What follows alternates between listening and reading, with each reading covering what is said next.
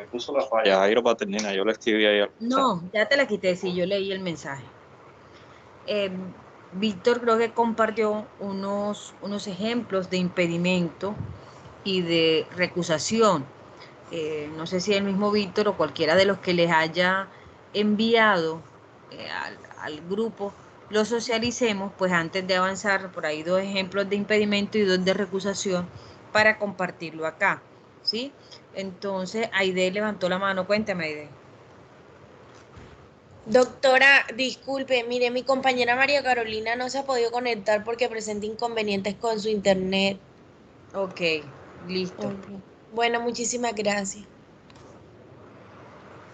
Ok, entonces alguien de los ejemplos que haya compartido Víctor con ustedes o algún otro ejemplo que ustedes hayan encontrado de impedimento y recusación para que por favor lo compartamos acá, ¿cierto? Antes de continuar la clase.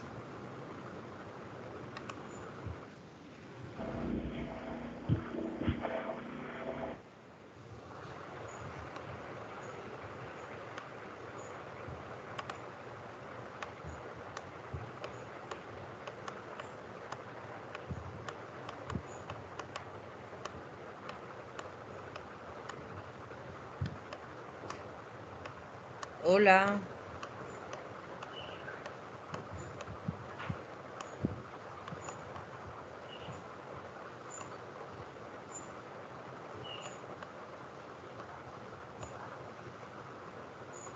Nadie, muchachos. Si él dijo ese día que había enviado al WhatsApp unos ejemplos. Sí, doctora, él mandó una serie de casos. Ok. Mandó 2, 3, 4, 5, 6, Eso, entonces, 8 casos ok, entonces con diferentes interrogantes. ok, y que leamos uno de ellos para diferenciar entre uno de impedimento y uno de recusación. El primer caso dice, Mateo, Marcos y Carlos son magistrados del Tribunal Superior del Tolima. Los tres se declararon impedidos en el trámite de un proceso de responsabilidad médica por ser amigo del médico demandado. Sebastián, uno de los conjueces escogido para reemplazarlo, solo se dio cuenta luego de ser escogido que su compañera permanente tenía una importante participación accionaria en la sociedad propietaria de la clínica de la sociedad propietaria de la clínica demandada solidariamente. Sin embargo, Sebastián considera que por ser conjuez no debe declararse impedido, ya que las causales del artículo 141 del CGP se refieren al juez y no al conjuez. Entonces él coloca dos interrogantes, dos preguntas. ¿Considera correcta la interpretación de Sebastián? Y la segunda dice, ¿cuál causal se configuraría en este presente caso? Fíjense que dentro del caso que nos están planteando, ¿cierto? Al inicio, cuando esos magistrados eh, tienen un parentesco o un vínculo, ¿cierto? Estaríamos frente a una figura de impedimento, ¿cierto? O de recusación. Impedimento. Impedimento, Doctora. ¿cierto? Estaríamos frente a una figura de impedimento. Fíjese, y la pregunta es, bueno, tendríamos que irnos a la causal de el artículo que nos mencionan ahí del CGP el 141, ¿cierto? Para poder determinar lo que ahí manifiesta. Lo que queda claro es que hay un impedimento. Lo que también es cierto es que se habla en el tema de juez, más no de conjuez. Pero es que el conjuez es un juez.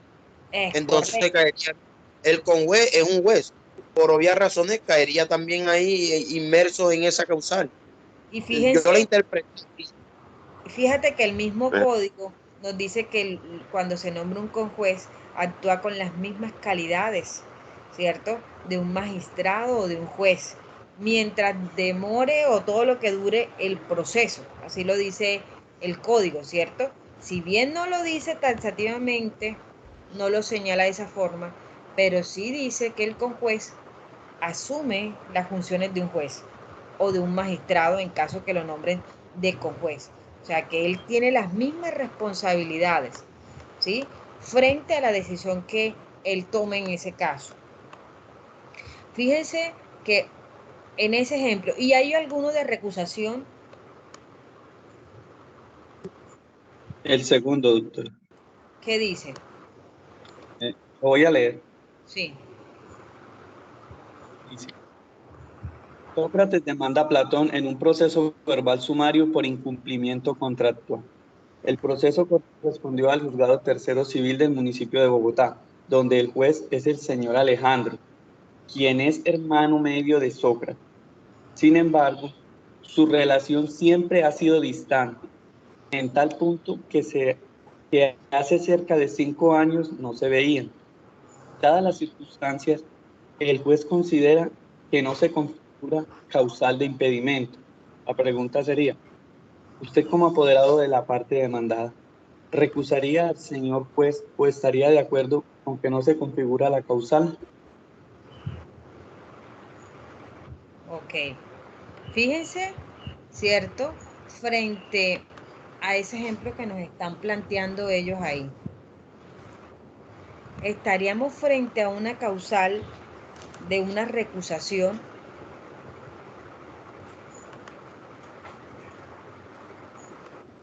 Que sí, ¿Sí o no? sí, doctora, porque el hecho de que, o sea, son familias, son sangre. El hecho de que se hayan separado hace 5 años y no se vean, siguen siendo familia. Claro. Sí. Independientemente de eso, ¿cierto? Va a existir. Miren que nosotros veíamos, y yo les subí de pronto los que estuvieron conmigo el semestre pasado, teníamos una compilación de una ley 1437 con las modificaciones que se las compartí igualmente en el archivo de acá en Canvas, del código con las modificaciones. Fíjense que esos impedimentos, ¿cierto?, que están consagrados en el artículo 130 y donde nos empiezan a hablar de esas causales que tienen los magistrados y jueces, con esas causales de cónyuge, bueno, que las vimos en la clase pasada del trámite de ese impedimento, está ahí resumido. Igualmente en el tema de lo que tiene que ver con la recusación, fíjese que también la norma nos establece esas reglas por las cuales en ese caso, los jueces o magistrados, mientras se acompañe la prueba y toda esa cuestión, ¿cierto?, se pueda recusar y la norma efectivamente no la señala. Lo que tenemos que hacer nosotros en el evento que nos ocurra de pronto una situación de las que han planteado ustedes en los ejemplos, la misma norma te indica, ¿cierto?, los procedimientos a realizar. También vimos en la clase pasada los impedimentos que también tienen las recusaciones los agentes del Ministerio Público. Ustedes saben que en todo proceso administrativo está la parte importante, además de los sujetos procesales, ¿cierto?, el demandante y demandado, también estarán en ese sentido el procurador que está representando, ¿cierto?, la objetividad dentro de ese proceso. Por lo tanto, también fíjense que ellos pueden ser declarados impedidos o recusados siempre que haya una causal, ¿cierto?, prevista en el código y que efectivamente se tendrá que hacer ante el mismo Ministerio Público para que ellos efectivamente la hagan cumplir. Entonces, en ese sentido, tenemos que tener nosotros claro el tema de la recusación.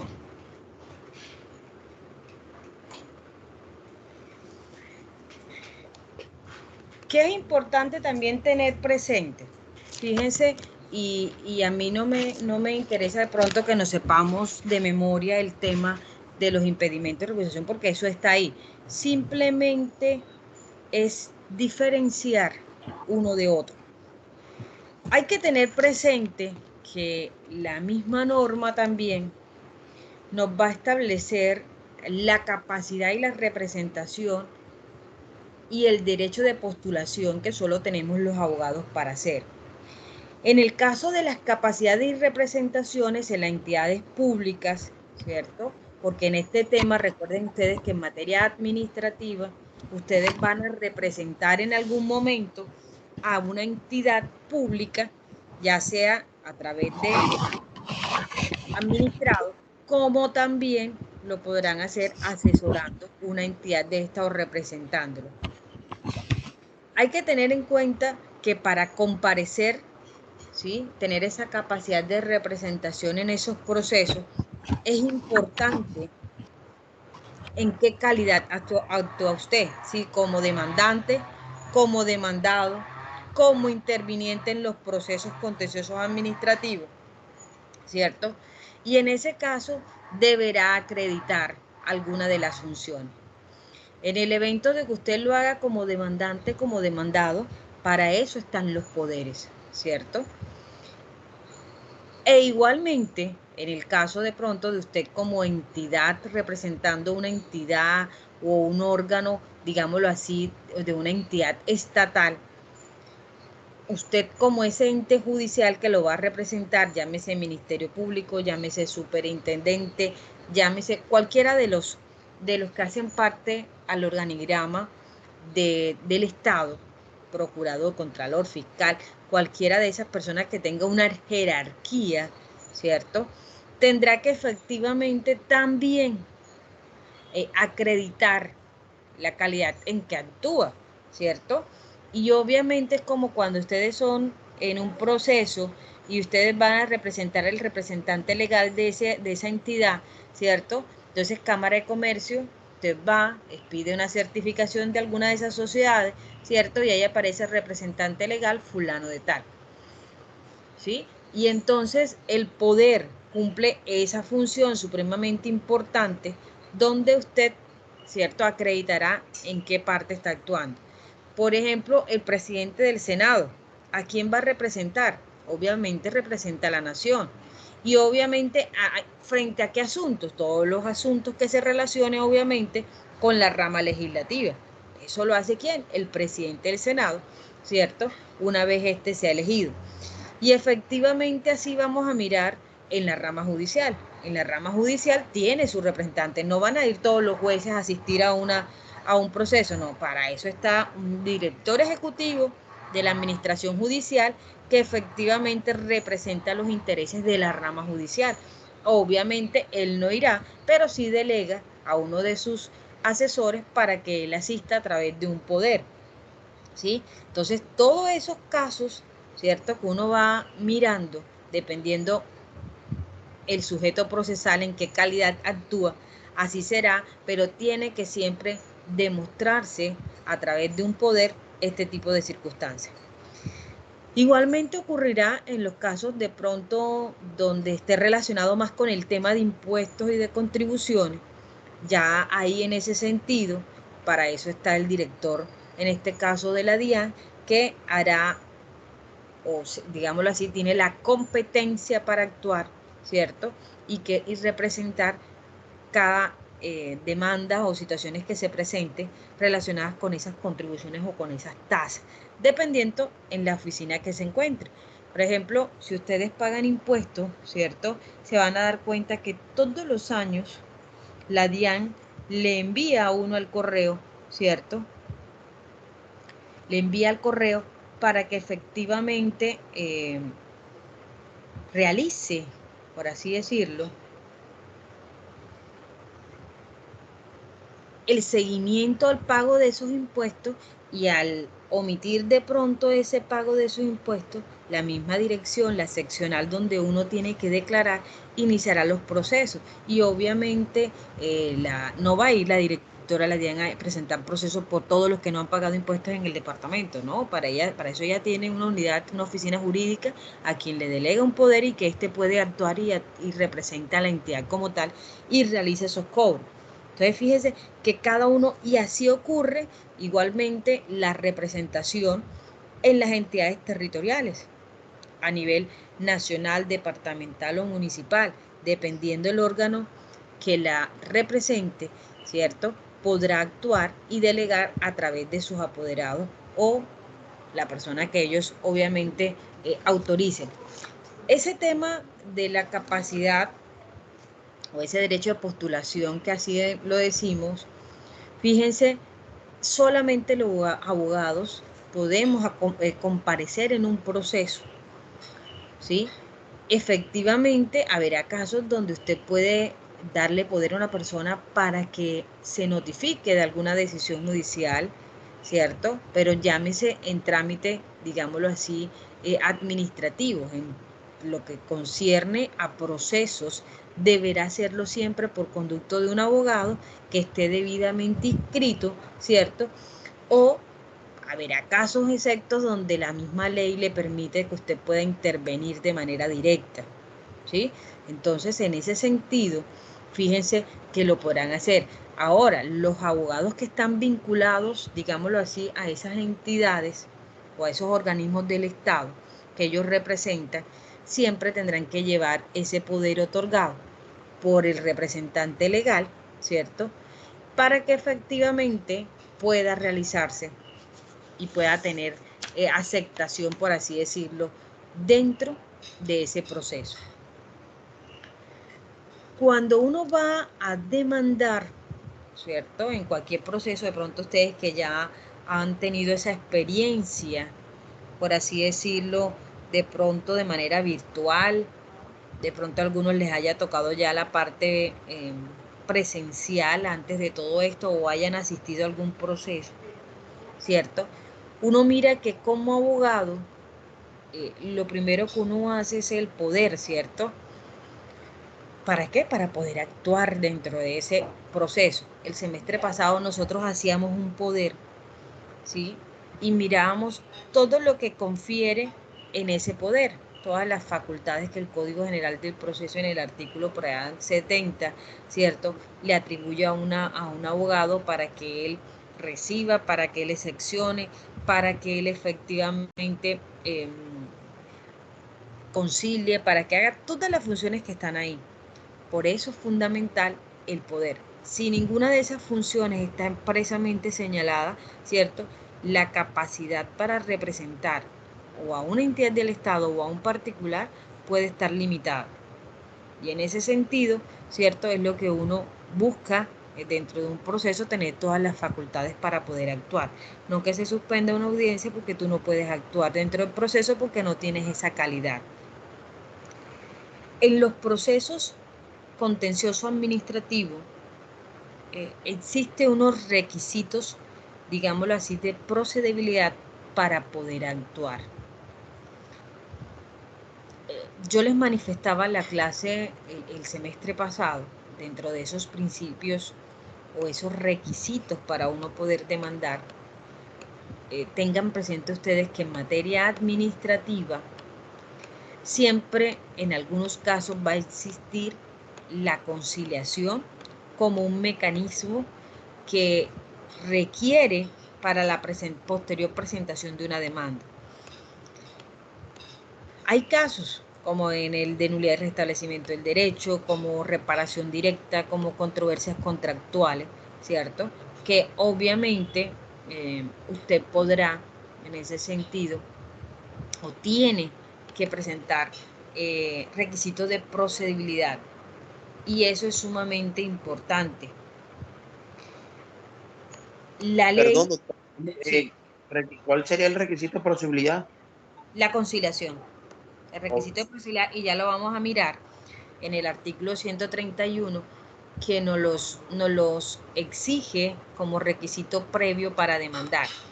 Pero fíjense que la ley 2080, que obviamente modificó, digámoslo así, algunas cosas dentro del código de procedimiento que nosotros teníamos en la 1437.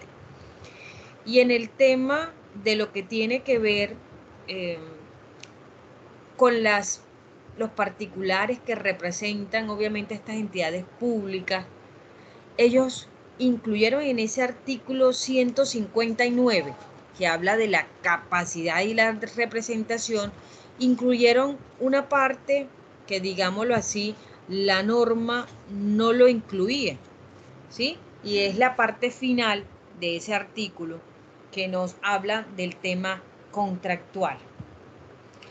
Y en ese sentido que nos habla del tema contractual que se modificó, lo habló más directamente en el tema relacionado con la ley 80 del 93 y que dejó claro en ese sentido que en materias contractuales, ¿sí?, el servidor público, de acuerdo a la jerarquía, ¿cierto?, iba a representar, dependiendo el tipo de contrato, si eran del nivel nacional, tendrían que ser suscritos obviamente por el presidente de la República en nombre de la nación, porque él es quien nos representa, y obviamente iba a estar, esa representación la iba a dirigir o la iba a realizar el director del Departamento Administrativo de la Presidencia.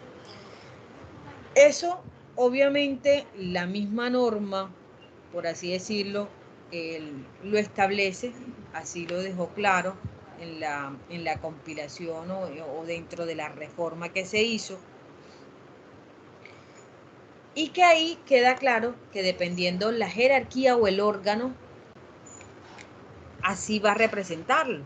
Uno, en el caso aquí de la alcaldía o de la gobernación, uno ve que cada secretaría, llámese de educación o llámese de salud, ¿cierto?, le otorga a su equipo de trabajo una asignación de unos procesos, dependiendo del número de procesos que le demanden, ¿cierto?, lo asigna a su número de abogado y obviamente se le entrega el poder para actuar, ¿cierto?, dentro de ese proceso. Como les decía, dentro de ese requisito de procedibilidad, que obviamente hoy día para la presentación de la demanda nos los exige como requisito de procedibilidad, ustedes saben que la misma ley 640-2001 así lo estableció para algunos procesos conciliables, como la misma ley 2080. Si nosotros miramos el artículo 161, ese artículo de requisitos previos para demandar, por lo menos el artículo primero, el numeral primero fue modificado por la ley 2080. Y obviamente frente a ello vamos a mirar que en procesos contenciosos administrativos la norma te dice en qué caso se presenta la conciliación, como por ejemplo en reparación directa o en acción de nulidad y restablecimiento del derecho o controversias contractuales. Esos asuntos que son netamente conciliables y que obviamente las pretensiones se pueden conciliar, que las pretensiones se pueden obviamente, digamos que dirimir dentro de una conciliación extrajudicial. La norma lo que buscó es evitar ir hasta un proceso, ¿cierto?, cuando efectivamente se puede conciliar ante un procurador. Y vamos a mirar, ahorita les muestro la solicitud que uno hace ante la Procuraduría General, en este caso las provinciales, directamente acá en el departamento, y uno efectivamente presenta la solicitud, sobre todo cuando son en estos tipos de procesos que dice ahí, nulidad de restablecimiento, reparación directa y controversias contractuales. Hombre, normalmente las entidades no quieren algunas veces conciliar. Y es entendible en qué sentido. Es el Estado. Y un representante legal como el alcalde, el gobernador, ¿cierto?, quieren justificar los ingresos. Recuerden ustedes que en caso de demanda ellos tienen unos rubros para cubrir, obviamente, las demandas que se presenten en contra de ellos. Y ellos no de buena primera van a llegar a una conciliación a decirle a usted, es que yo sí concilio y fijemos una conciliación en 100 millones de pesos, yo te la voy a pagar en 5 cuotas. No, ellos prefieren irse a juicio, ¿cierto?, como en el caso de Carlos Ordogoite o el gobernador, van a preferir irse a juicio, esperar que el proceso dure 2 años y ellos de pronto hasta en proceso puedan vencer en juicio y no paguen esa cantidad de dinero. Pero la norma igual les da la posibilidad de que lo puedan hacer. Entonces, como primer requisito, se debe presentar la solicitud de conciliación tanto para la nulidad y restablecimiento del derecho como para las reparaciones directas, como para las controversias contractuales. Eso no va a modificarse, eso efectivamente la ley así lo establece y en ese sentido quedó plenamente justificado en este numeral. Hay que mirar qué tipo de situaciones, muchachos, y es que uno dentro de este tipo de procesos, fíjense, y leamos a alguien que me lea ese artículo 161 numeral primero con la modificación.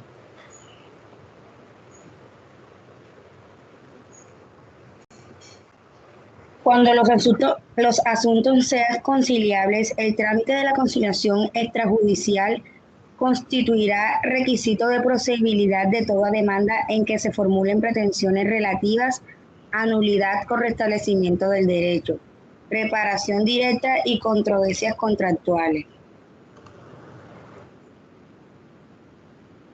Hasta ahí. Eso sigue. Sí, sigue.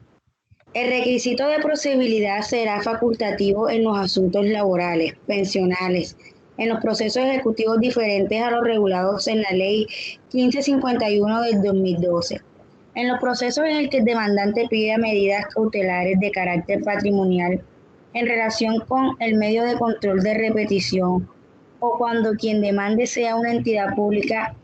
En los demás asuntos podrá adelantarse la conciliación extrajudicial siempre y cuando no se encuentre expresamente prohibida. Cuando la administración demande un acto administrativo que ocurrió por medios ilegales o fraudulentos, no será necesario el procedimiento previo de conciliación. Fíjense que está hablando de algo que nosotros vimos el semestre pasado, de la revocación directa de un acto administrativo. Fíjense que si existen medios ilegales, mire lo que está diciendo ahí. ¿Qué ocurre si existen medios ilegales?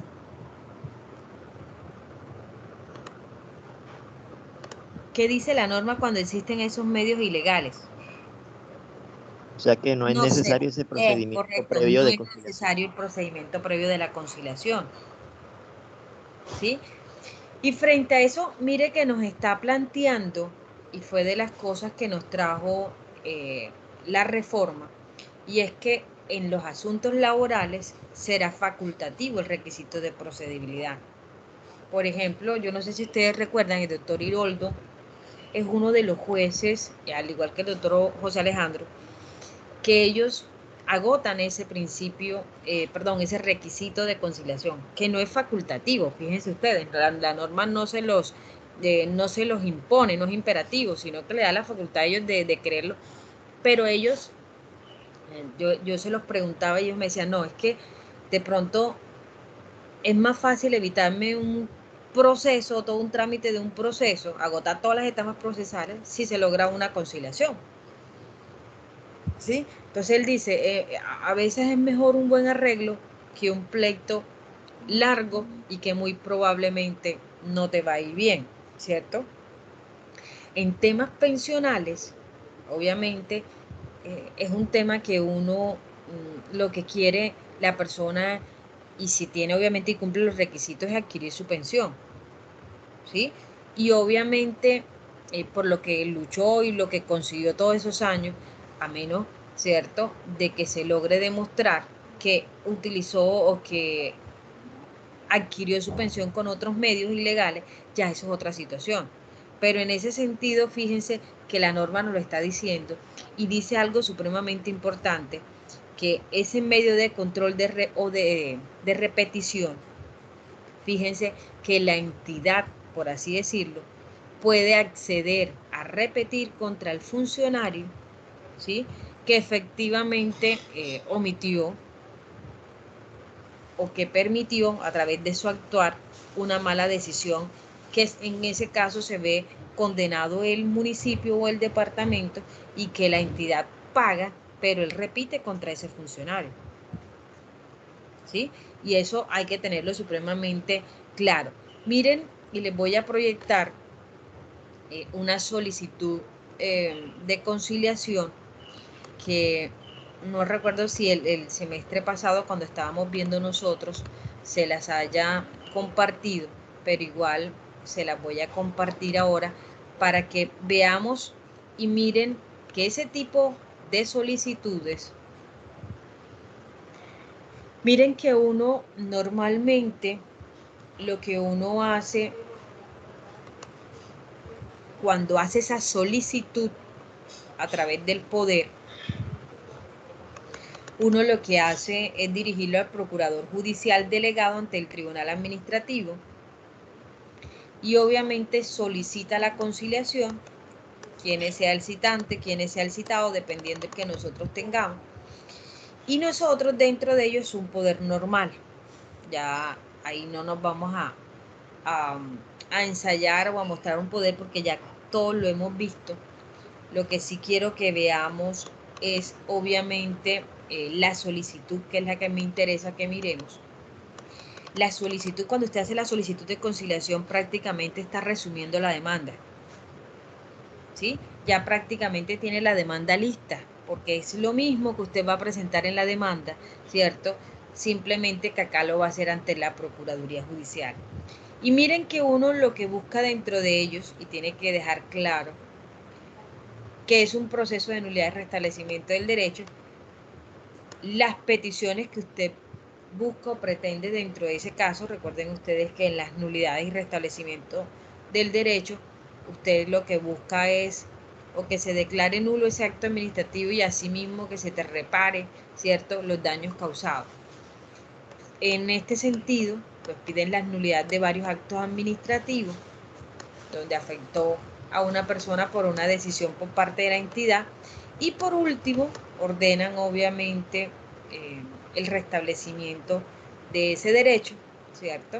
Y que efectivamente la entidad actúe. Las peticiones obviamente deben ser claras.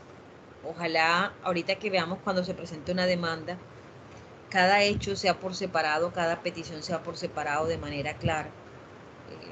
Sea una actividad, obviamente al momento de realizar esa demanda, cada uno de esos hechos se realice de manera consecuente con los actos, ¿sí? Con lo que se ocurrió.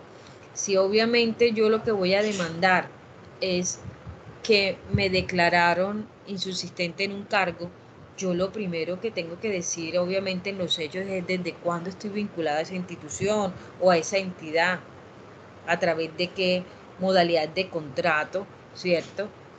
Obviamente contar todo el proceso desde que yo entré a esa entidad hasta lo último, donde me declaran insubsistente por una mala calificación o por lo que haya sido una investigación de un proceso, ¿cierto? Todo eso lo voy contando. E igualmente con las peticiones. Las peticiones usted debe enumerarlas, esas peticiones usted debe declararlas o hacerlas de manera clara o expresa, de acuerdo a lo que la norma, y ya lo vamos a mirar, cómo nos señala la norma, cómo se debe presentar esa demanda y cómo debe ser obviamente la relación sucinta de los hechos y las peticiones de manera clara. Todos los hechos, obviamente, como les recomiendo, tengan presente llevar un orden, ¿cierto? Decirle al juez toda la historia, desde que usted entró a esa entidad hasta la última decisión que se haya tomado con respecto a lo que usted esté demandando en ese momento. Fíjense, es una norma, es una demanda normal esa solicitud. Por eso le digo, si usted hace la solicitud de conciliación, ya usted hizo la demanda, prácticamente hizo la demanda. Las normas violadas, usted tendrá que sustentar las normas que violaron y deberá obviamente justificarlo, ¿sí?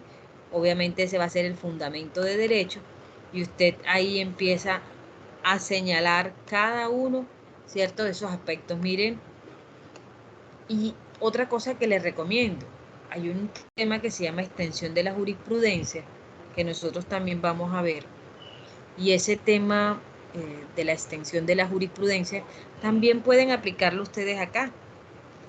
Como también pueden apoyar, además de normas, todas las fuentes del derecho, no solamente la ley, no solamente la Constitución. Ahí está la doctrina, que es supremamente importante. Ahí está la jurisprudencia, ¿sí? En casos particulares que se hayan resuelto, ¿cierto? Frente a lo mismo que ustedes estén reclamando. El concepto de la violación, obviamente ahí vamos a mirar los actos administrativos que se hayan expedido, obviamente que no hayan sido o no hayan infringido normas constitucionales.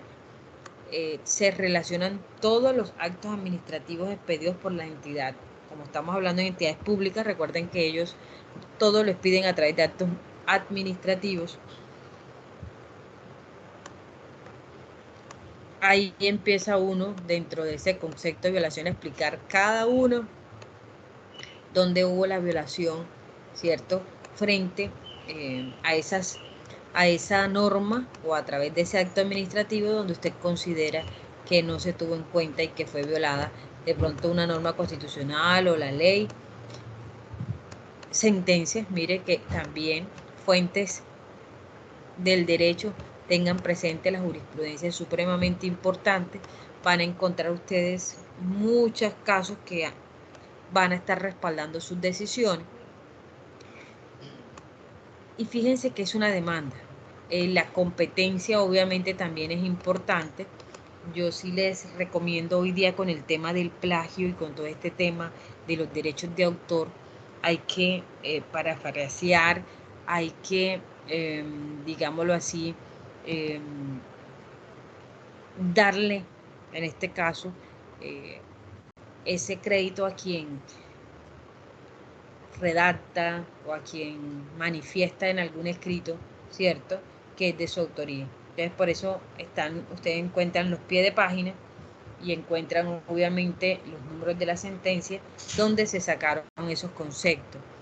La competencia fundamental, la cuantía también es fundamental, porque acuérdense ustedes que de acuerdo a los factores de competencia, la cuantía, la jurisdicción son supremamente importantes para determinar quién es el juez o si son los tribunales, ¿cierto?, los que conocen de X o Y asunto. Las pruebas también son supremamente fundamentales, señalar todas esas pruebas. Yo le recomiendo, uno como abogado, todas las pruebas las relaciona, todos los folios los cuenta, ¿cierto? ¿Para qué? Para efectos de poder comprobar y decir que nosotros lo aportamos y que no digan después, ¿cierto?, de que no se aportaron tales documentos. Los anexos, que son obviamente todos los acápites de las pruebas que se relacionaron, y que obviamente hay una parte importante que ustedes tienen que enviar. Esta Agencia Nacional de Defensa Jurídica del Estado, hoy día, anteriormente, antes de la 1437, es decir, con el decreto 01 del 84, nosotros no le enviábamos, como los procesos eran escriturales, nosotros no le enviábamos a nadie, todo el trámite era escrito, no había audiencias orales, y en ese sentido uno lo que hacía era simplemente actuar todos los escritos que le solicitaban a uno en las etapas procesales lo hacía de manera escrita. Hoy no, hoy con la 1437 y con la misma ley 2080, que son modificaciones, nos exigen de que debemos comunicar al convocado y a la Agencia Nacional de Defensa Jurídica del Estado. Uno les notifica a ellos, les envía a ellos, y obviamente ellos tienen conocimiento, esa entidad, de todas las demandas en las que el Estado está involucrado, llámese a nivel nacional, departamental, municipal o distrital. A ellos se les notifica y ellos llevan ese seguimiento. Es importante también, fíjense, el juramento donde usted manifiesta que no ha presentado conciliación por esos mismos hechos, Y la notificación que ya hoy día, pues donde usted a él quiera, digámoslo así, pedir que lo notifique, usted lo podrá hacer a través de correo electrónico o a través de su dirección en su inmueble.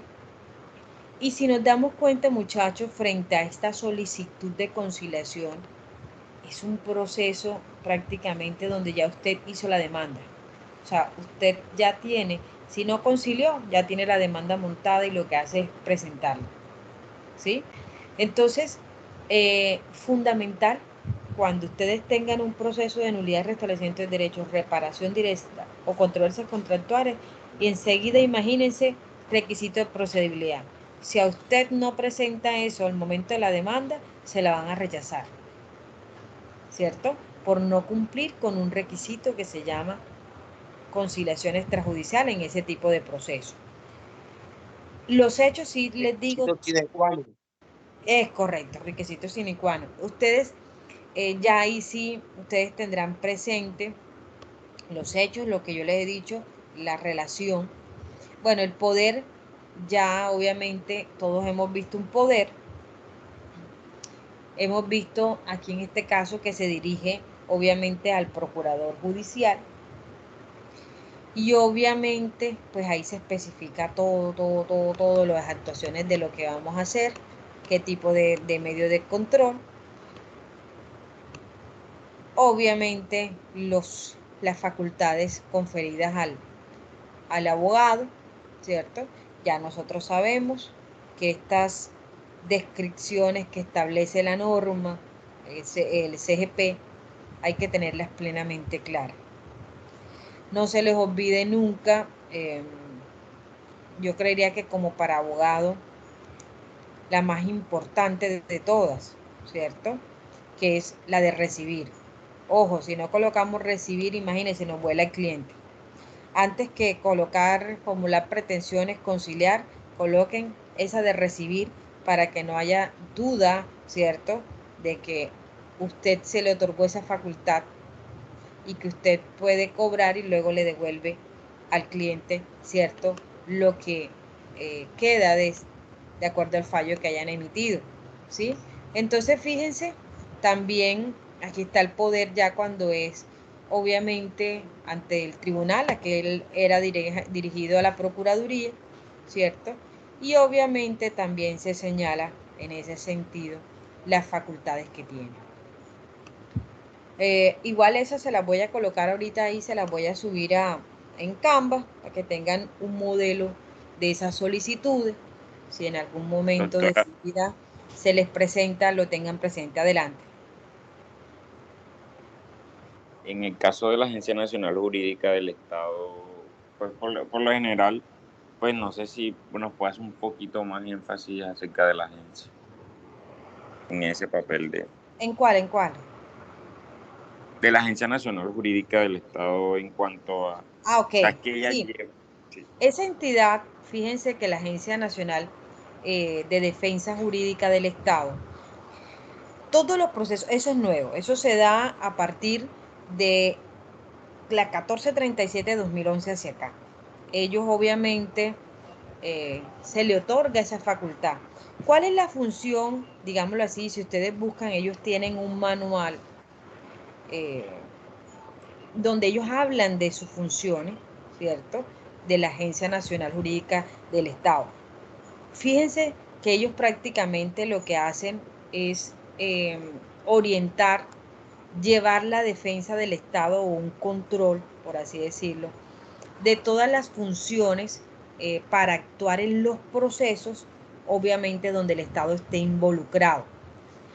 El Código General del Proceso lo dejó señalado, no recuerdo el artículo, donde le establecía unas facultades a esa agencia de defensa jurídica del Estado para actuar en esos procesos que obviamente la jurisdicción, ¿sí?, dependiendo de la jurisdicción, ellos tenían que actuar.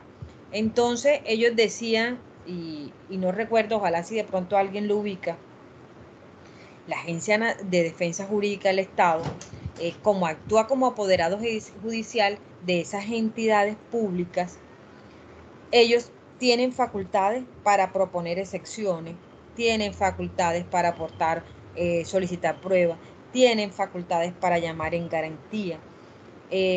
Fíjense, en cualquiera de las entidades que obviamente el Estado esté involucrado. Por ejemplo, puede pasar casos donde sea el Ministerio de Comercio, Industria y Turismo, ¿cierto? Y obviamente ellos, como es una entidad que efectivamente ese ministerio pertenece obviamente al orden nacional dentro de la misma rama ejecutiva, ellos obviamente también se les notifica, ellos se incluyen dentro del procedimiento y ellos también pueden asesorar y pueden defender al Estado, ¿cierto? Como un órgano, digámoslo así, de defensa, pero también de consultoría. Ya vamos a ver que el director nacional de la Agencia Jurídica del Estado asiste a unas reuniones a nivel, digamos así, directivo con voz, pero no tiene voto. Pero obviamente él es un asesor externo que efectivamente asesora a todas las entidades del orden nacional, departamental, ¿sí? Distrital, si así lo quieren. Entonces, esa entidad básicamente, a raíz de todo el tema de la 1437, ellos reunieron un papel supremamente importante, pero también lo dejó claro el Código General del Proceso dentro de las facultades que ellos realizan. Imagínense, tienen, o sea, todos los 32 municipios, perdón, 33 departamentos y 1000 y tantos municipios donde ellos asesoran, donde ellos se les consulta y donde ellos llevan seguimiento de todas las demandas que le tienen a estas entidades y sobre todo donde el Estado, ¿cierto? A través de sus órganos, ellos están afectados y que le rinden obviamente también, le solicitan conceptos. A veces para no de pronto no actuar, ¿sí? También les consultan mucho, sobre todo los municipios, en el tema de los pagos de los impuestos o pagos de patrimonio.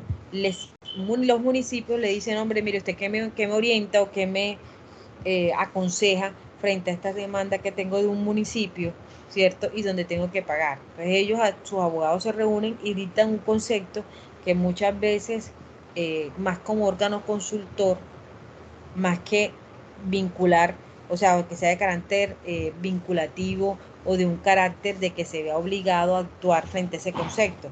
Pero sí lo permite la norma, sí lo permite la ley. Y lo que hay que tener en cuenta frente a esa situación, ¿cierto? Es que esa Agencia Nacional del Estado, a ustedes no se les olvide siempre notificarlo en ese tipo de procesos. No lo hagan, porque si ustedes tampoco lo notifican, la demanda, ¿cierto? Cuando llegue, obviamente, va a mirar también ese requisito, porque es que es un requisito de que usted debe notificar a la agencia. Y es más, debe aparecer la constancia de que usted envió. Ahora con el tema que era virtual, uno le mandaba copia. Uno lo notificaba y en la demanda uno presentaba era copia del envío o del recibido, ¿cierto? Que le da a uno el correo electrónico de que sí leyeron, ¿sí? Hubo un seguimiento de lectura por parte de esa entidad. Ojalá todos pudiéramos en algún momento de la vida ser parte de esta Agencia Nacional de Defensa Jurídica del Estado. Tiene una responsabilidad grandísima, puesto que deben tener unas buenas prácticas para la defensa del Estado, pero indistintamente de eso, muchachos, es mirar de que es una entidad que para mi concepto sí ha dado resultado. ¿Cómo la manejarán internamente? Pues no sé, pero por lo menos en el tema consultivo para las entidades del Estado ha sido un tema supremamente importante, porque el Estado ya algunas veces, aunque tiene el Consejo de Estado con la Sala de Consulta y Servicio Civil, ¿cierto? La Agencia Nacional puede en algunos casos también, digámoslo así, orientar frente a algunos procesos. Pero en ese sentido, en materia jurídica, hay que notificarlos, ellos realizan la defensa y tienen todas las facultades, como les señalé hace un momento, de proponer las exenciones, de llamar en garantía, ¿sí? Todo lo que en ese momento así lo requiera frente al tipo de proceso. Es más, la misma norma, y ahorita vamos a mirar cuando veamos allá, ellos tienen unos términos para responder y tienen unos términos cuando son órganos de consulta por parte de los municipios y departamentos, ellos tienen unos límites, unas fechas e incluso lo dejan claro que simplemente es una consulta y que no es vinculante, es un concepto que ellos dan, ¿cierto? Donde ellos pueden seguirlo, acatarlo o no, pero que ellos le brindan su ayuda o su opinión frente a eso. En esos requisitos para demandar, fíjense que también vamos a encontrar que en algunos casos, cuando se presente la nulidad de un acto administrativo particular, dice la norma, fíjense que se deberán haber ejercido y decidido los recursos de acuerdo a la ley si fueran obligatorios. Nosotros vimos el semestre anterior, y de pronto los que no están conmigo, repetirles esa situación, cuando un acto administrativo queda en firme, ¿cierto? Y todos lo vimos el semestre pasado. ¿Qué ocurre cuando ese acto administrativo queda en firme? ¿Qué pasa y qué recuerdan ustedes de cuando un acto administrativo queda en firme? Vamos a ver si se les olvidó. Cuando contra él no procede ningún recurso. Es correcto, no procede ningún recurso. ¿Cuándo más? Cuando está...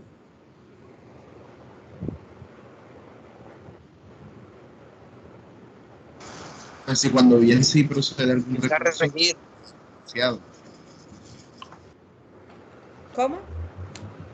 Fíjense que cuando todas esas causales que nosotros vimos, cuando vimos la firmeza de los actos administrativos, artículo 87, ¿cierto? Sí, doctor, desde el día de la siguiente a la publicación. Correcto, a la publicación, desde el día siguiente al vencimiento del término, desde el día siguiente a la notificación, desde el día siguiente a la protocolización, y no me acuerdo.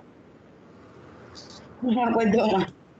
Ok, fíjense que aquí nos lo está diciendo. Si en la nulidad de un acto administrativo particular deberá haberse ejercido y decidido los recursos. Y si se decidió los recursos, es que efectivamente ya hay una firmeza frente a ese acto administrativo, ¿cierto? Pudo haberse ya, como es en este caso, un acto de contenido particular, en este caso se notificó ya la decisión de los recursos interpuestos, ¿sí? Y fíjense que en ese caso también dice que el silencio negativo en relación con la primera petición permitirá demandar directamente el acto presunto. Miren, y eso es importante. Cuando nosotros veíamos el silencio administrativo negativo, después de transcurrido 3 meses y la entidad no te notifica, ¿sí? Esa es la primera petición. Yo le presento al departamento un derecho de petición, la administración frente a ese derecho de petición no me contesta, vencido el término que establece la ley, se convierte en un acto presunto o ficto, ¿sí? ¿Qué significa eso? Que yo puedo demandar directamente ese acto presunto, ¿sí? Sin necesidad de que ellos efectivamente me resuelvan la petición. Simplemente, vencido ese término de los 3 meses, la norma dice que se convierte esa primera petición que usted hizo en un acto presunto y que usted puede demandar directamente.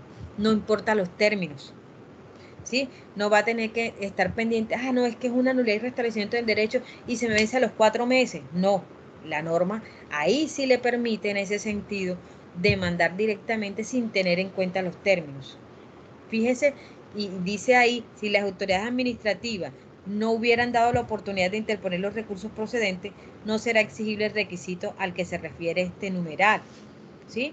¿Por qué? Porque si se da el silencio administrativo, ¿usted cómo iba a interponer los recursos? No tendría cómo hacerlo, ¿cierto? Y adicional a eso, frente a esa decisión, usted lo que hace es demandar directamente. No necesita que no lo haya interpuesto, ¿sí? En cambio, si usted en la nulidad de ese acto administrativo, usted presentó los recursos y obviamente frente a ese deber de haberse ejercido y decidido los recursos, que de acuerdo con la ley fueran obligatorios, usted directamente lo que hace es presentó el recurso, lo resolvieron y demanda inmediatamente. No, acá es una digámoslo así, como una oportunidad que le permite a usted que si la administración lo castigan a la administración, en el sentido de que si la administración no contesta dentro de ese término, usted pueda demandar directamente, ¿cierto?, sin necesidad de esperar presentar un recurso en este caso. Igualmente, fíjense que el numeral tercero dice que cuando se pretende el cumplimiento de una norma con fuerza material de ley o de un acto administrativo, se requiere la constitución en renuencia de la demanda en los términos del artículo 8 de la ley 393 del 97. Si buscamos esa ley, busquemos esa ley 393 del 97, artículo 3.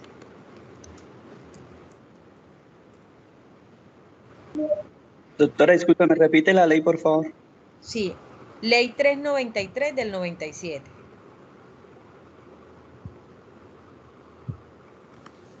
¿Qué artículo, doctora? 3. De competencia. Sí, de competencia.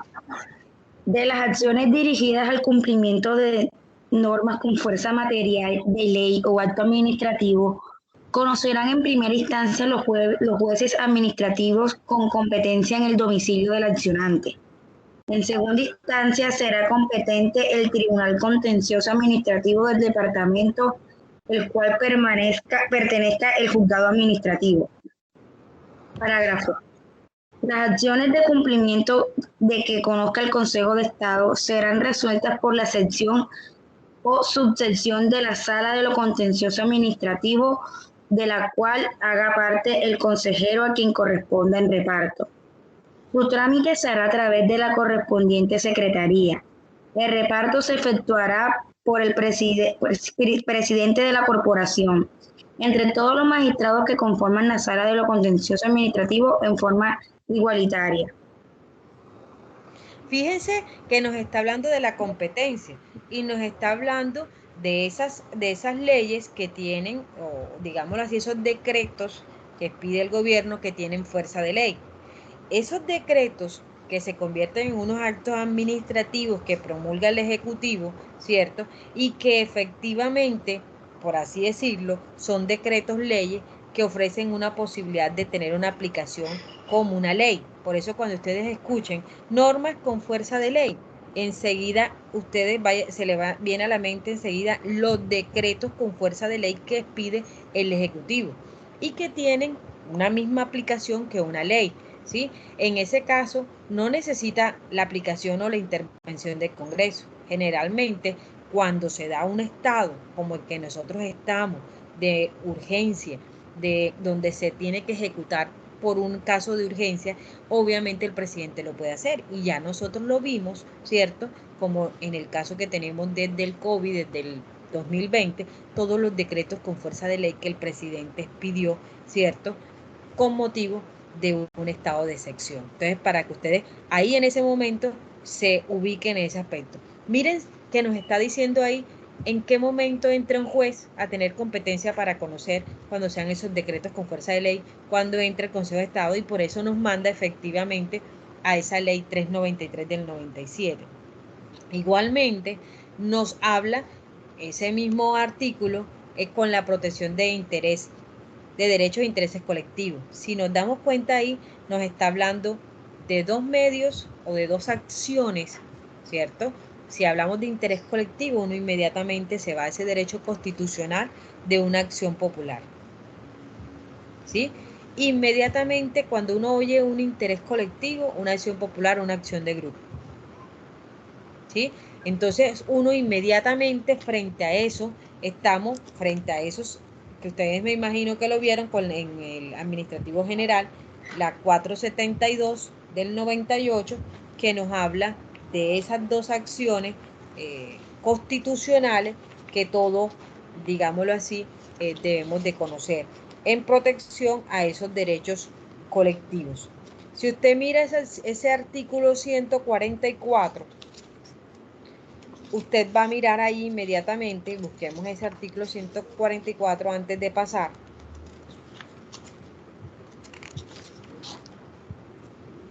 Protección de los derechos e intereses colectivos. Fíjese, cualquier persona podrá demandar la protección de los derechos colectivos, para la cual pueda pedir la adoptación de medidas necesarias con el fin de evitar daños contingentes, hacer cesar el peligro o amenaza, vulneración o agravio sobre los mismos, o restituir la cosa a su estado anterior. Cuando la vulneración de los derechos e intereses colectivos provenga de la actividad de una entidad pública, esta sí es interesante, cuando proviene de una entidad pública, podrá demandarse su protección inclusive cuando la conducta vulnerable sea un acto administrativo o un contrato, sin que en uno u otro evento pueda el juez anular el acto o el contrato, sin perjuicio de que pueda adoptar las medidas que sean necesarias para hacer cesar la amenaza o vulneración de los derechos colectivos. Nosotros vimos y sabemos que a través, en su momento, las acciones populares, uno normalmente demandaba por un pago que le iban a realizar con las acciones populares. Gracias a Dios el Estado quitó, ¿cierto?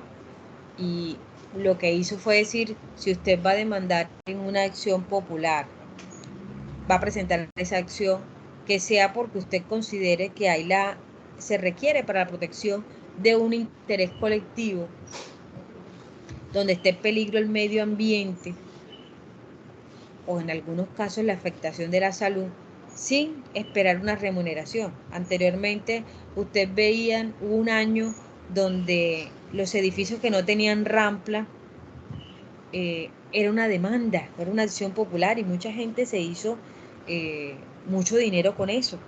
Entonces los edificios hoy día, yo no sé si ustedes lo ven, tienen unas ramplas de acceso en el evento de los discapacitados. Ustedes ven los centros comerciales, tienen señalizado todo el tema donde parquean las personas que son inválidas, que tienen problemas de invalidez, y obviamente no pueden caminar, tienen su espacio donde parquear. Eso no es porque el centro comercial diga, ay, qué buena gente, no, es que la ley así lo exige. Igualmente las ramplas, eso es violarle el acceso a estas personas discapacitadas de poder acceder a una entidad pública, ¿sí? Entonces, precisamente, y se empezó a convertir eso en una serie de demandas. Este medio de control, de protección de derechos e intereses colectivos, que está amparado ahí en el CEPACA, fíjense que nos habla cuando el Estado, en ese caso, ¿cierto?, sea una entidad pública, cuando se trate de un acto administrativo que está en peligro, obviamente el interés colectivo, o a través de un contrato. Eso es importante, porque es que puede ocurrir que a través de un acto administrativo, la misma entidad pública esté afectando, ¿cierto? En ese sentido, esté afectando a una sociedad o a un municipio específico, en el caso del departamento. Vamos a poner caso de pronto, no sé, un ejemplo de pronto donde se ve afectado los indígenas que estaban en el parque. Miren lo que eso ocurrió. Hoy las personas que tenían sitio alrededor del parque dicen que ellos fueron afectados. La gente no quería ir porque decía que emanaba olores, que la gente dejó de ir a comprar ciertos sitios ahí alrededor del parque. Ellos tenían que pagar, obviamente, arriendo, tenían que pagar servicio de energía. Mire lo que ocasionó eso. El desplazamiento, obviamente, de todas esas personas hacia allá, en cabeza de quién están. Esos actos administrativos que de pronto la alcaldía municipal o departamental, ¿cierto?, expidieron para protección de ellos, para alimentación de ellos, para vacunación, para pruebas de hisopado, yo no sé, cantidad de cosas, ¿cierto? Fíjense lo que eso pudo generar. Pero imagínense donde eso hubiese afectado, digámoslo así, con la presencia de ellos, con el mismo virus, ¿cierto? Miren, y se presentó cuántos niños no se los llevó un carro, cuántos niños por andar de necio se montaron en un árbol y se cayeron. Pero claro, como era protección y el Estado tenía que protegerlo, ¿sí? El Estado cubría, sí, lo que a ellos pero es precisamente, ¿pueden presentarse demandas? Pues sí. Claro, porque por protegerlos a ellos puede haberse afectado un interés colectivo, ¿cierto? Propagación de un virus. Las mismas, mire que salió de que ellos, con todo lo que la alcaldía le hacía pruebas y eso, hubo un momento que había brote de tuberculosis, ¿cierto? O el mismo COVID, ¿sí? Frente a esa situación. Entonces son situaciones donde el mismo Estado, a través de estas entidades, tienen que brindarle una protección, no solo en el sistema de salud, sino en la parte de alimentos, ¿cierto? En la estadía, bueno, en fin, tantas cosas que tiene que proteger el Estado. La otra, el numeral 5, nos habla cuando el Estado pretenda recuperar lo pagado por una condena, conciliación u otra forma de terminación de un conflicto, se requiere que previamente haya realizado dicho pago. Miren, y aquí nos está hablando de qué medio de control. Cuando el Estado ya pagó una condena o una conciliación, ¿de qué medio estamos hablando ahí?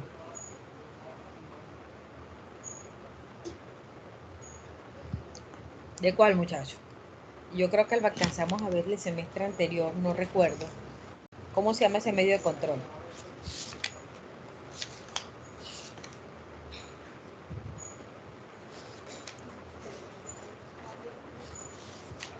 ¿Cómo se llama? Cuando el Estado paga una condena y no fue por responsabilidad del Estado, sino que fue Es una acción de repetición, profe, ¿no? una acción de repetición. Para poder proceder a una acción de repetición, el Estado previamente debió realizar el pago. Así lo habla el artículo 142. Ese es otro medio de control que vamos a mirar, obviamente, con ese tema. Y el numeral sexto, por el cual, por el cargo analizado por la Corte Constitucional, bueno, ya ese hasta ahí queda. Fíjense, entonces, cuando uno pregunta en el examen, ¿cierto? Los requisitos de procedibilidad, en qué caso proceden la conciliación extrajudicial, en qué tipos de medios de control o a través de qué proceso. Entonces, nulidad, restablecimiento del derecho, reparación directa y controversias contractuales.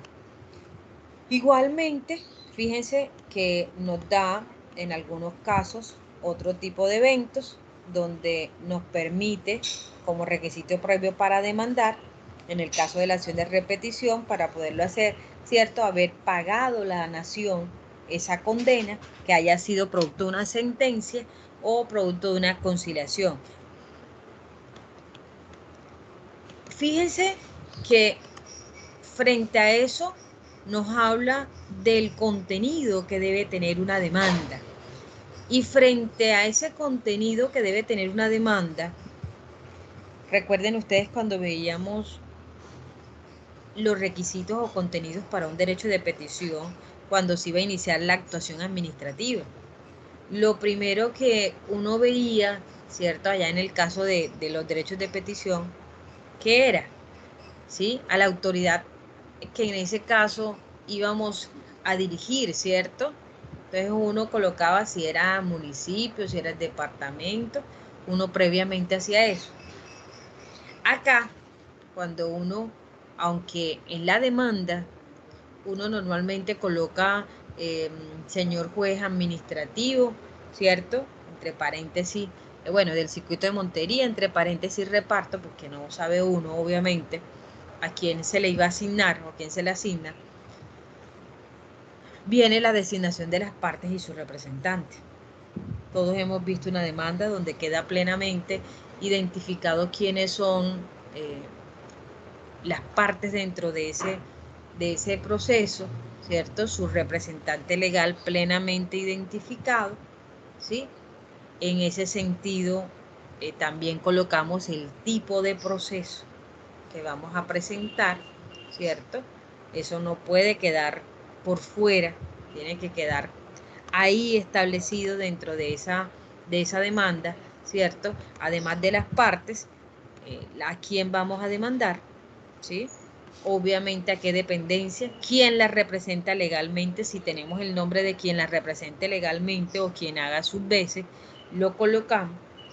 Obviamente uno coloca ahí, en este caso si fuera una demanda, uno puede colocar, ¿cierto?, el tipo de proceso.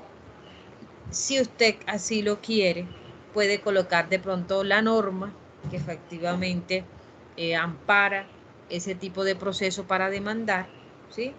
Y es importante que usted eso lo deje claro en esa primera parte.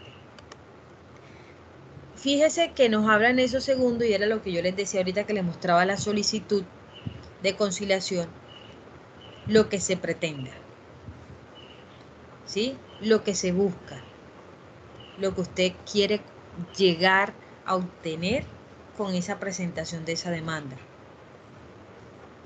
Miren que el numeral segundo nos lo dice, las pretensiones se formulan por separado, muchachos. Así como las pretensiones se formulan por separado, igualmente los hechos, expréselos por separado, con precisión, con claridad, en un orden consecuente con lo que ocurrió. Yo no puedo decir primero un hecho que me declararon insubsistente y después en el segundo voy a decir que mi contrato es a término fijo o a término indefinido o es a través de reglamentación legal. ¿Sí? Hay que llevar una secuencia para que quien lo esté leyendo, ¿cierto?, se ubique en el contexto, ¿cierto?, y obviamente tenga claridad frente al hecho. Igualmente, fíjense que esos hechos van a servir como fundamento a esas pretensiones. No los aconseja, clasificados, numerados,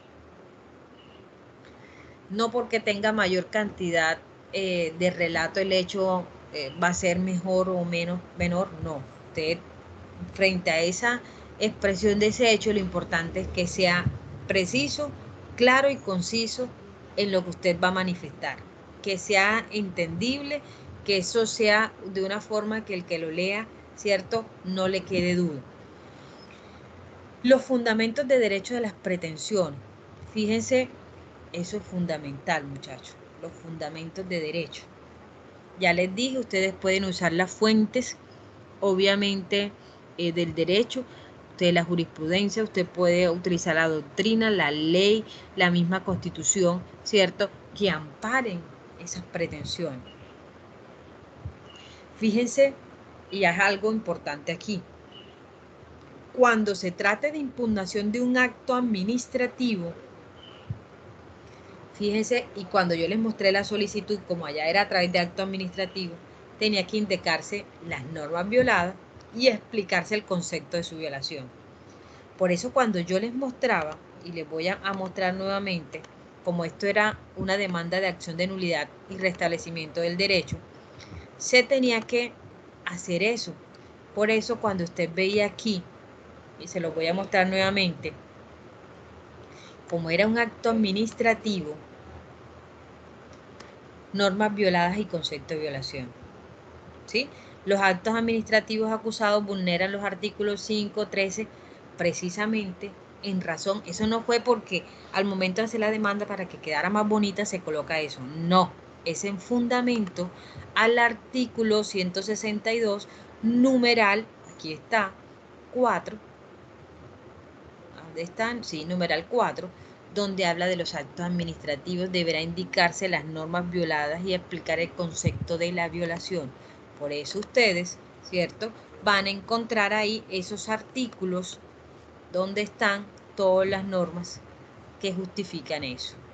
Entonces, fíjense, aquí aparece el concepto de la violación. Miren, en razón a esos actos administrativos, ahí aparece explicado. Entonces, para que ustedes tengan presente eso. Igualmente,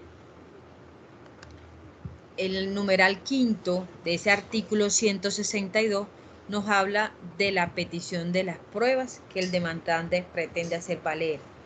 Miren, esa es supremamente, y les digo, relacionen las pruebas. Aporten todos los documentos que se encuentren en su poder, que sean necesarios para fallar en ese proceso. Háganlo, enumérenlo, anexen todo lo que ustedes creen necesario. La cuantía, la estimación razonada de la cuantía es supremamente importante, ¿sí? Porque eso va a determinar la competencia del juez o del magistrado, si en el caso de la cuantía, ¿cierto?, va a ser conocido por él.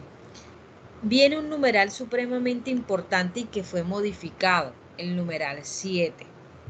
Ese numeral 7 lo modificó la ley 2080 de 2021.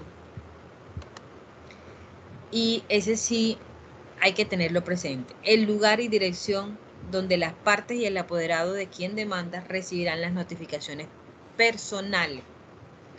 Y incluyeron esta parte supremamente importante. Deberá indicar también su canal digital. El canal digital es su correo electrónico, ¿sí? Con el tema de la virtualidad, esto se colocó que todo fue notificado o es notificado, ¿cierto? Si bien usted no le niega la posibilidad de que coloque su lugar de residencia, le indican que debe colocar su correo electrónico. Eso es supremamente importante en razón al tema de las TIC. Todo el tema de las telecomunicaciones, información y comunicaciones nos llevó a esto. El numeral 8 también fue obviamente modificado por esa ley 2080 y obviamente esto sí fue algo que también, digámoslo así, para el demandante, perdón, yo creería que nos facilitó con la ley 2080 ahorrar tiempo en las partes del proceso. ¿En qué sentido? Y alguien que por favor me colabore con esa lectura del numeral 8.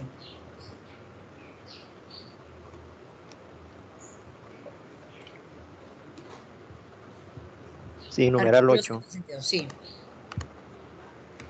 El demandante, al presentar la demanda, simultáneamente deberá enviar por medio electrónico copia de ella y de sus anexos a los demandados, salvo cuando se soliciten medidas cautelares previas o se desconozca el lugar donde recibirá notificaciones el demandado. Del mismo modo deberá proceder el demandante cuando, al inadmitirse la demanda, presente el escrito de subsanación. El secretario velará por el cumplimiento de este deber, sin cuya acreditación se inadmitirá la demanda. De no conocerse el canal digital por la parte demandada, se acreditará con la demanda el envío físico de la misma con sus anexos. En caso de que el demandante haya remitido copia de la demanda con todos sus anexos al demandado, al admitirse la demanda, la notificación personal se limitará al envío del auto admisorio al demandado. Miren lo que se da aquí. Anteriormente, cuando uno presentaba la demanda, uno llegaba a la oficina judicial con su paquete de demanda, para la oficina judicial la copia, para el demandado, para el traslado del demandado, ¿cierto?, para el juzgado. ¿Qué ocurre ahora? Y la 2080 dijo, mire, se acabó esto. Usted, demandante, cuando vaya a presentar la demanda, por favor, envíe a través de correo electrónico copia de ella y sus anexos al demandado. Fíjense ustedes. Si son 5, 3, 4, 2 los demandados, a todos esos hay que enviarle por medio electrónico copia de sus anexos. Y miren lo que dice, salvo cuando se soliciten medidas cautelares previas o se desconozca el lugar donde recibirá notificaciones el demandado. La norma le está diciendo ahí, si usted conoce el domicilio, el correo electrónico, envíele los anexos inmediatamente. Si no, el lugar donde recibirá las notificaciones. Del mismo modo deberá proceder el demandante cuando se inadmite la demanda. Entonces, ¿qué hacía uno antes? Presentaba a la oficina judicial sorteaba qué juzgado le tocaba conocer el proceso. Ese juzgado lo que hacía era, levantaba un auto administrativo, auto admisorio. Ese auto admisorio lo que hacía era, ¿cierto?, admitir la demanda. Posteriormente notificaba al demandado, ¿cierto? Le corría traslado de la demanda y obviamente, al contestar la demanda, proponía excepciones. Mire todo lo que ocurría ahí, todo el tiempo que se perdía. ¿Qué buscó esta nueva ley? Hombre, si usted presenta la demanda y le manda a los demandados, si usted conoce el correo electrónico de ellos, nos vamos a evitar, ¿cierto?, un tiempo de notificar al demandado para que éste conteste la demanda y presente sus excepciones, y nosotros después notificarles a ustedes, ¿cierto?, el periodo siguiente de esa etapa procesal. Bueno, sí fue bueno, porque es que uno normalmente ya como demandado, si lo notifican, ya uno sabe que tiene una demanda, ¿cierto? Y obviamente ya uno va mirando, ¿sí?, cómo va a contestar. Si me inadmiten la demanda, el secretario, ¿cierto?, le notifica al demandado a través de un auto diciéndole que inadmitió la demanda y tiene 5 días para subsanar. También debe indicarle al demandado, ¿cierto?, que subsanó la demanda. Fíjense ustedes todo eso. Lo que se evita es cortar tiempos y que los procesos demoren tanto. El secretario de juzgado, o sea, tiene que velar que esos pasos se hayan dado, ¿sí? Que se hayan dado, que se haya notificado. ¿Cómo sabe el secretario que se notificó al demandado? Porque efectivamente, al momento de presentar la demanda, ¿cierto?, le envían copia al demandado y se deja expreso dentro de ese mismo correo. Si no se acredita, fíjense ustedes, se inadmite la demanda. O sea, sí o sí, usted tiene que notificarlo. Fíjense que también la norma prevé todos esos aspectos. Si no se conoce el correo electrónico, obviamente se acreditará con que la demanda se le envíe de manera física con sus anexos a los demandados. Pero ¿qué buscamos? Que a través de un canal digital, a través de un correo electrónico, usted de manera rápida, ¿cierto?, pueda conocer en cuestiones de segundos, ¿sí?, que usted tiene una demanda en contra suya. Mientras el correo certificado le envía la demanda hasta su casa, ¿cierto?, ¿cuánto tiempo se pierde? ¿Sí? Sigue diciendo la norma, en caso en que el demandante haya remitido copia de la demanda con todos sus anexos al demandado, al admitirse la demanda, la notificación personal se limitará al envío del auto admisorio al demandado.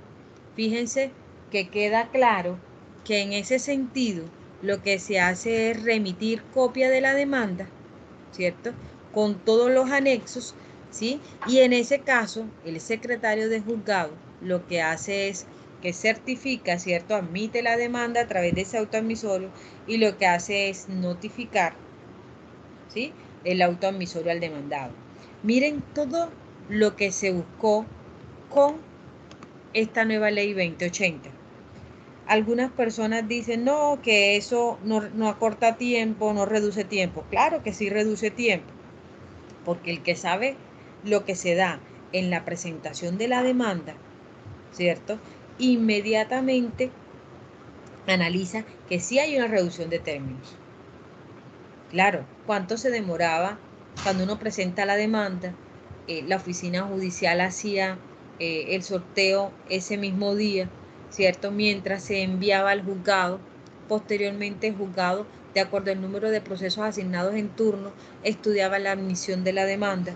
Luego de estudiar la admisión de la demanda, mirar efectivamente frente a eso si se daba la admisión de la demanda, notificar al demandado. Después de eso, darle traslado, obviamente, ¿cuánto tiempo? No, a 5 días para que el demandado, obviamente, contestar, no, eso era una cuestión.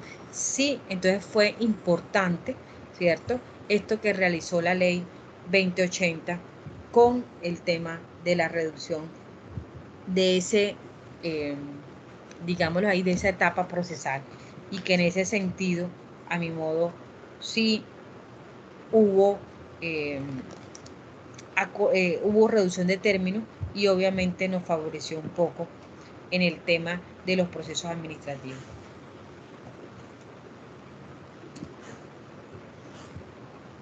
¿Alguna pregunta? ¿Algún aporte? Igual vamos a tener que hacer, yo voy a dividir por grupo, asignar unos tipos de procesos, y en esos tipos de procesos que vamos a ir asignando, vamos a ir, por ejemplo, al que le toque nulidad y restablecimiento del derecho, vamos a ir haciendo el poder y la solicitud, ¿sí? Obviamente al que le toque el tema de reparación directa va a tener que hacer el poder y la solicitud, ¿sí?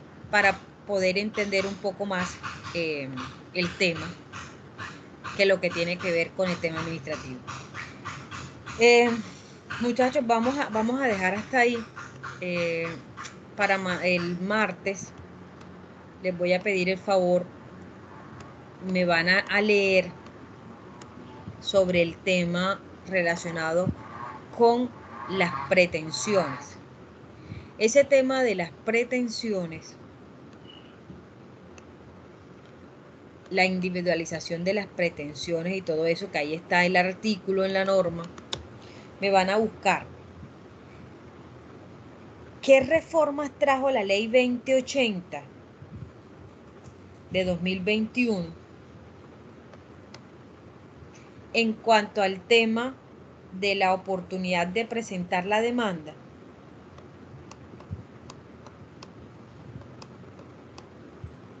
¿Sí? Doctora, ¿puedes repetir, porfa, qué reformas trajo la ley 20? Sí, 2080 de 2021 en cuanto al tema de la oportunidad para presentar la demanda?